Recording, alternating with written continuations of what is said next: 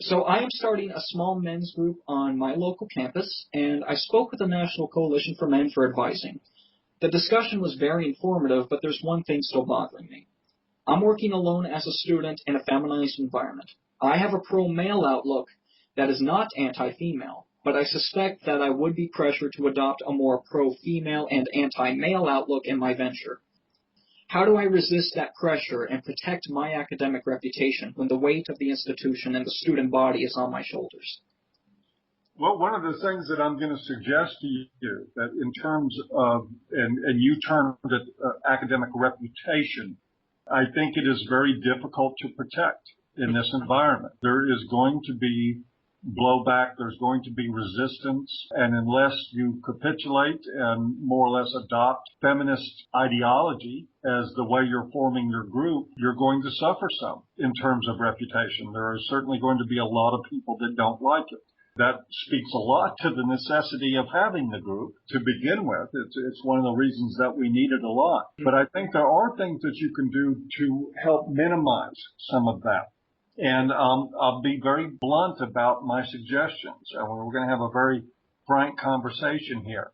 Mm-hmm. One, regardless of how important and critical the issue of false allegations is, Mm-hmm. I would recommend that when starting out, that anything to do with sexual assaults, whether it's, the Dear Colleague letter, whether it's the problem of false accusations, the problem of due process on campus, Mm-hmm. but I recommend in the beginning until you're established that you avoid that as a topic. I think it's real important to stay focused on much more hard to assail issues like male suicide, like the fact that men are falling out of education, like the fact that there are difficulties that men have in the educational environment and in society in general that are worsening and they're not being addressed.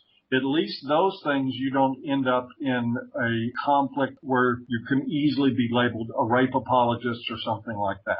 So keep the issues non-assailable, just to make myself harder to attack as things start out until I get more established.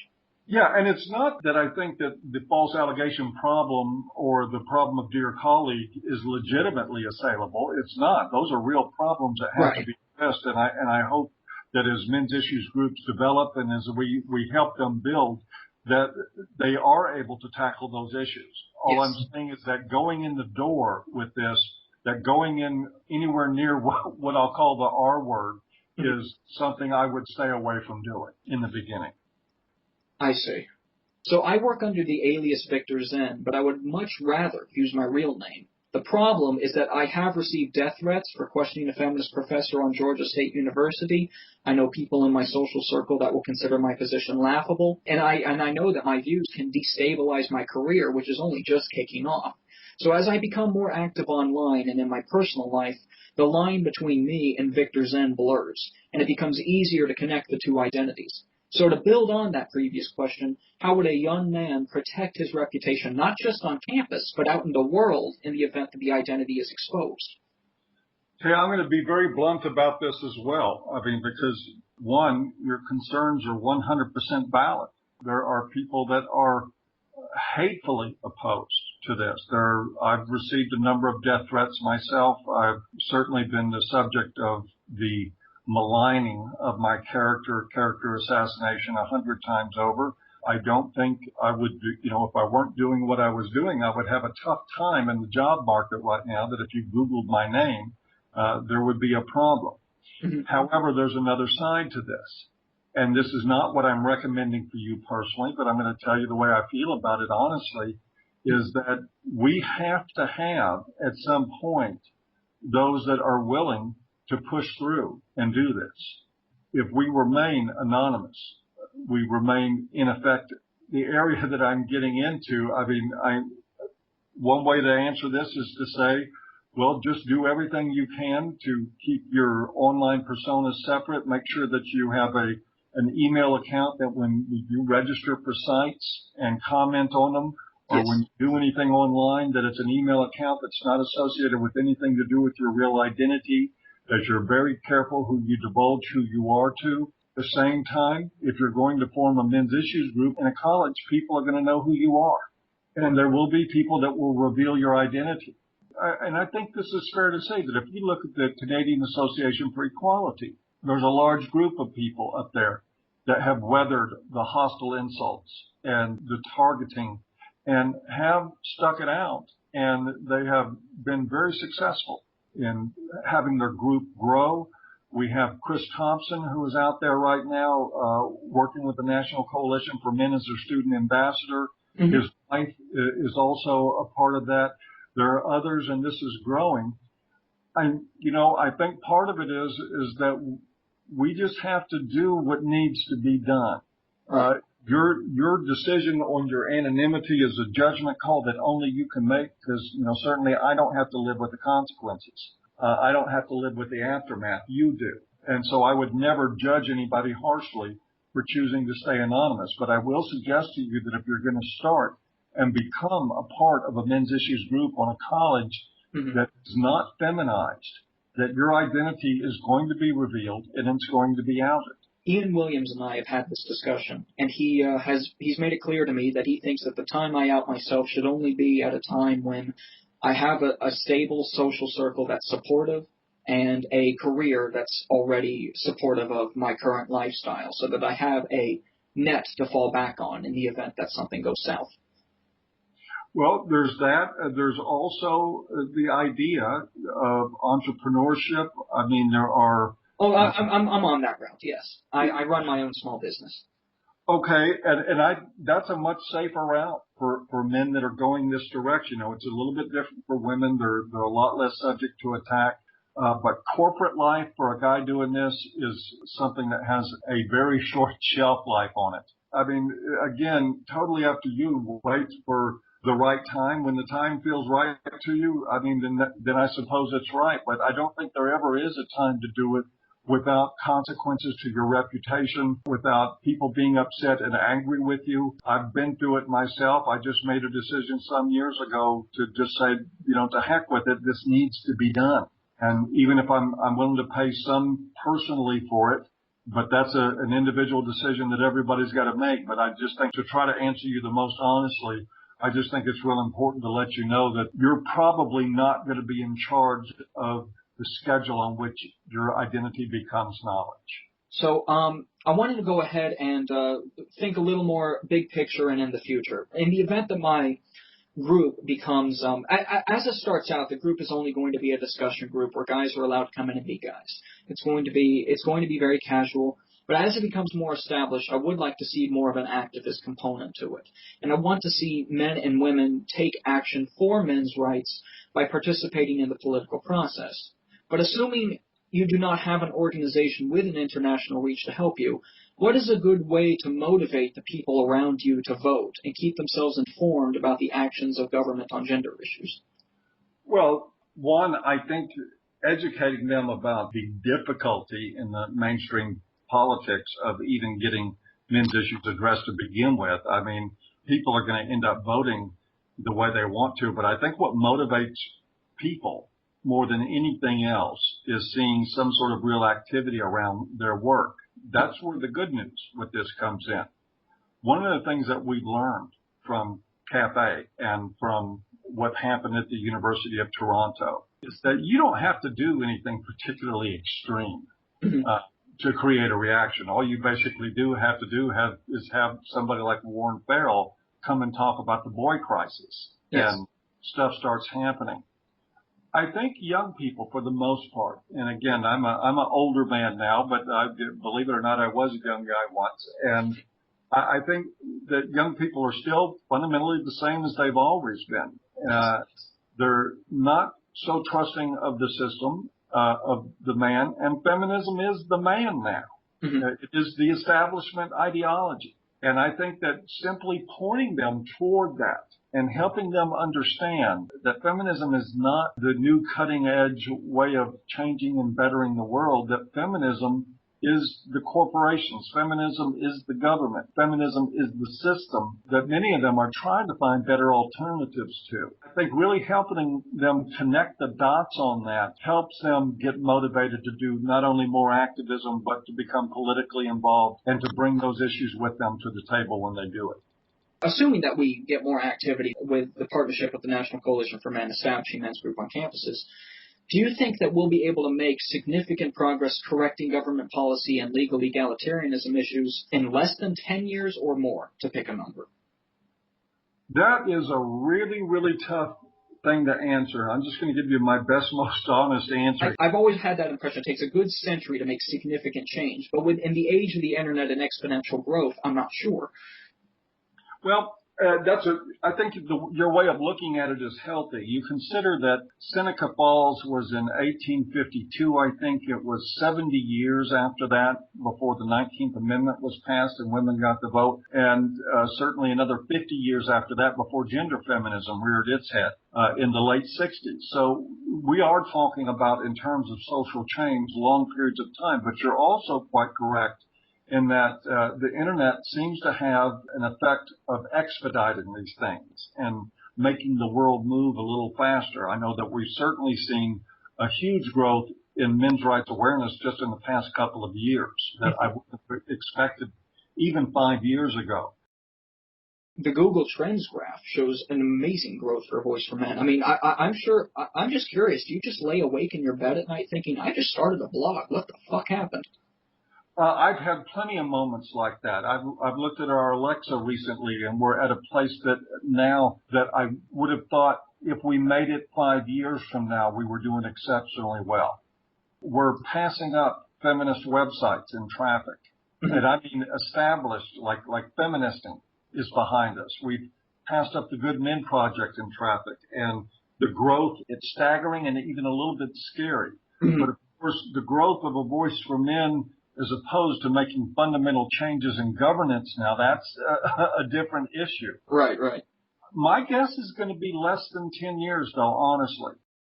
I think that we're quickly reaching a tipping point. Not only is this exponential growth going to result in some real physical changes, but that we're going to be opening a floodgate. There is 50 years of repressed hostility, well-deserved, toward feminist governance. And it doesn't take 90% of the population rebelling against something. It takes 2%. And that is the typical standard. I would guess that probably 2% of the population at most was involved in the civil rights movement that brought huge changes. I'm just curious, where'd you get the 2% figure from? It's a guess. It's just a guess. But if you take all the people that marched on Selma, you took all the activists and even all the politicians, you'll find that it's just a tiny fraction of the population that managed to find a voice, that pushed media, that made themselves heard. And that's the way it always is with social change. It's not like this big overwhelming outpour of support and changing consciousness from the society. The society's consciousness is pushed toward change, usually by a very small percentage of the population. But it has to be sufficient to make a push. And I think we are doing that now. We're seeing a change in the dialogue. Feminists are having to change their rhetoric because of us now. Regularly, they're no longer denying there are men's issues, and they're trying to make excuses saying, well, we've been handling those things all along. 5 years ago, they would have just said, what men's issues, and left it at that. So, yeah, I think we're moving toward very rapid change. And I think in 10 years, we're not going to believe at what we see going on in society. Whether or not it's going to change governance or not, I don't know. That could take a little bit longer. But in terms of the mentality of people changing about men, I think we're on our way to a huge, like a tectonic shift, in what's happening. That's wonderful. Now, on that subject of reaching the tipping point, I think there was one social dynamic that really concerned me, and I wanted to get your opinion on. Are you familiar with the median voter theorem? No. A professor I had paraphrased it by saying the people in the middle decide who wins. That is to say, when working, say, in the primary elections in a democratic society, candidates would present themselves with more partisan in a more partisan way, but as they move to the general elections, they suddenly act more moderate because as they're approaching the middle, they're approaching the decisions of moderates, people who are sitting on the fence, and they need to appeal to those people in order to get votes. And I'm wondering what parallels A Voice for Men draws with this. Will A Voice for Men make a transition in the way it presents itself to appeal to gender moderates, people who don't identify with either feminism or the MHRM that much? Yes and no. What ADFM will do is over a period of time, as men's issues become more mainstream and as they're recognized and as it becomes socially unpopular to deny men's issues or to not include men in the conversation, we will certainly change some of our rhetoric, being that now we are part of our mainstay is being somewhat provocative, using a lot of satire and very, very provocative satire in order to spark discussion and get the point across. But once the dialogue, the public dialogue has sufficiently changed, I think the need for that provocative rhetoric will go away. We'll have quit serving us by that point, and we will need to engage in a significantly more toned down, I'm going to say rational discussion, not that what we're saying now is irrational, but we need to be a lot more user friendly to the average person that doesn't know these issues once they're out there. I actually had concerns similar to that. I did a integral math that a YouTube user did offered criticism to a Voice for Men from what he heard on a Voice for Men's radio show. And I did a response video correcting some of his criticisms, but also offering criticism of a Voice for Men that ran exactly along these lines. Integral Math said that A Voice for Men was starting to sound very ideological in its growth when it was growing, and I said, well, no, here's why they're doing this, but as we're growing, we might need to change our tone. So it was along exactly what we're talking about right now. I agree totally with your take on that, and certainly it's always going to be as these things approach. We've already changed some of the tone from where the blog came from the beginning. And as that sort of the situations develop and present themselves to us, we're going to make judgment calls along the way, not all of which will be exactly correct because it's impossible to make the right, perfect decision with each situation. But the general trend is going just like you and I are talking about here. I saw Integral Math's video. I wasn't particularly impressed with the harshness of the critique. I think it reflected that he really didn't get the big picture on what's happening very well. I certainly can understand why somebody lends themselves to thinking that way. I just don't think if they really understand the big picture of what's happening that they would not see the logic in it. I only have one last question here since we went through this pretty cleanly. What do you think are the most important actionable items MHRAs on the street should focus on right now? Forming college groups. Okay. Number one on the list. Absolutely. The battleground is academia. The hotbed of misandry is academia. I can't imagine. I mean, I went to college in the 80s, and I was a little bit of a late bloomer on that, but I went in the 80s, and it was bad enough then. I can't imagine what it's like being a young man on campus now. But very importantly, I think University of Toronto taught us that if we're going to change the overall public view of what feminism is and what men's rights advocacy is, we're going to have that happen through college campuses. The other thing that we need to do that's very important is we need to start working, like with yourself and with younger activists, to do what you came here looking for, which was helping them get started in ways that don't walk them right into brick walls. I think that's very important. Really, the main thing is that these college groups are the future of the men's movement. I'm definitely motivated enough to get it started, and I hope that more pop up. We haven't even put out any formal announcements about this, and we already have multiple inquiries. It's a wonderful thing. I'm extremely excited about this. I'm very excited too. I think this is going to be a barn burner. I think there's going to be lots of fireworks, and I think that is a good thing. These fireworks are overdue. Mm-hmm. I think we need to all be mindful. We've got great examples right now. When you look at Dan Perrins, how he conducted himself at the protests in Toronto, and when you look how John Himling presented himself there. We make sure that everybody associated with the MRM is remaining composed and calm because they will be facing just the opposite.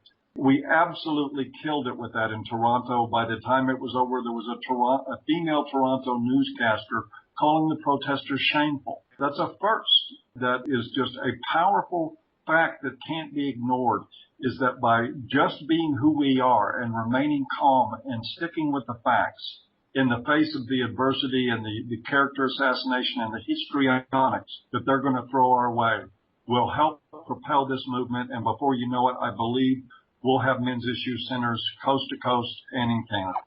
Beautiful. I just had one more question pop up in my head.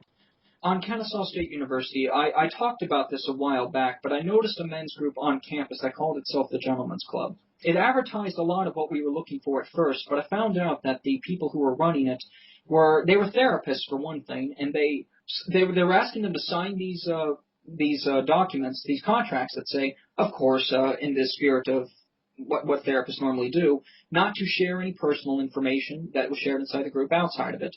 They also said that they were going to discourage the members in the group from socializing with each other outside of the group. And this was a real problem. They ended up calling me in because they wanted my assistance in helping them promote the group. And I found out that they had this perspective that a lot of men out there were broken and needed to be fixed, as opposed to them being just fine the way they are and just need a person to talk to. The reason I'm starting my group on the campus is to compete with the attitude. And I think that I'm hoping that in creating this group, I don't run into those academic pressures I was talking about, where I can only start the group if I have this view that men are broken and are broken tools that need to be fixed, as opposed to people who just need a place to be safe. I guess the question I wanted to ask you is, how would I compete with groups like this? How do I look like a humanitarian without adopting any of these dangerous mindsets? It's very simple. I ran groups for 20 years, and I have just a lot of experience doing that. And one of the things you don't do with men is tell them what to do. For obvious reasons, when you're talking about group therapy and people are sharing very intimate details of your life, you do have a disclosure agreement that you don't take somebody else's private information, put it around. That's perfectly sensible, and it's ethical, and it should be a rule for group therapy. What you're talking about is not necessarily group therapy. You're not treating patients or clients. You're forming an association. And I would encourage these men to form friendships and connections with each other, and they will respond to that. If you want to compete with a repressive atmosphere that tells them not to talk to each other outside of a group, then don't get in the way of them doing that, and you'll compete with them just fine. Okay. Well, listen, Paul, I greatly appreciate you taking the time to talk to me. This is the last of my questions, and I plan to go ahead and publish this on YouTube so that other students have an opportunity to benefit from your wisdom. And thank you very much again. You're very welcome, and I wish you the best of luck. Please keep me posted on your progress. Let me know if you need anything else.